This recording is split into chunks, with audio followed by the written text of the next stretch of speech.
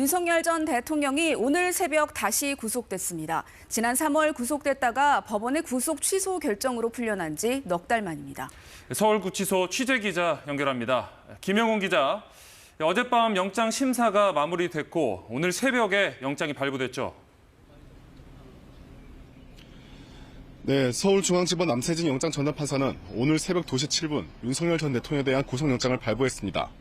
지난 3월 8일 법원의 구속 취소 결정으로 풀려난 지 124일 만에 서울구치소에 재입소하게 된 겁니다. 어제 오후 2시 22분부터 6시간 40분간 영장실질심사를 진행한 남부장 판사는 증거를 인멸할 염려가 있다며 구속영장 발부 사유를 밝혔습니다. 구속영장이 발부되려면 범죄 혐의가 상당 부분 소명되고 관계자 회유 등 증거인멸 염려와 구속 필요성 등이 모두 인정돼야 하는데 이에 대한 특검의 소명을 법원이 상당 부분 받아들인 것으로 풀이됩니다. 앞서 구속영장 심사에서 178쪽의 PPT를 준비한 특검팀은 윤 전 대통령에 대한 증거인멸과 도주 염려 등 구속 필요성을 주장했습니다. 이에 반해 윤 전 대통령 측은 법리적으로도 범죄가 성립될 수 없다고 주장했고 윤 전 대통령 또한 약 20분간 최후 진술을 했지만 법원은 받아들이지 않았습니다. 네, 윤 전 대통령 어젯밤 심사가 끝나고 구치소에서 대기를 했는데 바로 수감이 되는 겁니까? 네, 서울구치소 피의자 대기실에서 기다리던 윤 전 대통령은 구속 피의자들이 머무는 수용동으로 이동하게 됩니다. 사복을 수영복으로 바꿔 입고 수용자 번호를 달고 수용 기록부 사진인 머그샷을 촬영을 하는 등 정식 구치소 입소 절차를 밟게 되는데요.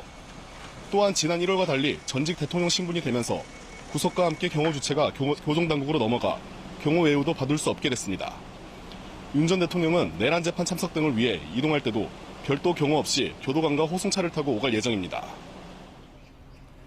네, 앞으로 특검이 속도를 낼 걸로 기대되는데요. 수사가 어떻게 진행될까요? 네, 특검은 우선 최대 20일 동안 구속 상태로 윤 전 대통령을 조사할 수 있는데요. 이번 윤 전 대통령 구속영장에는 외환 혐의는 포함되지 않았습니다. 이에 따라 특검은 외환 혐의를 밝히는 데 수사력을 모을 것으로 보입니다. 또한 사후 개헌 문건 작성 등과 관련해 구속영장에 윤 전 대통령과 공범으로 지목된 한덕수 전 국무총리 수사에도 속도가 붙을 전망입니다. 이와 함께 이상민 전 행정안전부 장관, 박성재 전 법무부 장관 등 특검 수사선상에 오른 다른 전직 고위 관료들에 대한 수사도 급물살을 탈 수 있다는 관측이 나옵니다. 지금까지 경기 의왕시 서울구치소에서 KBS 뉴스 김영훈입니다.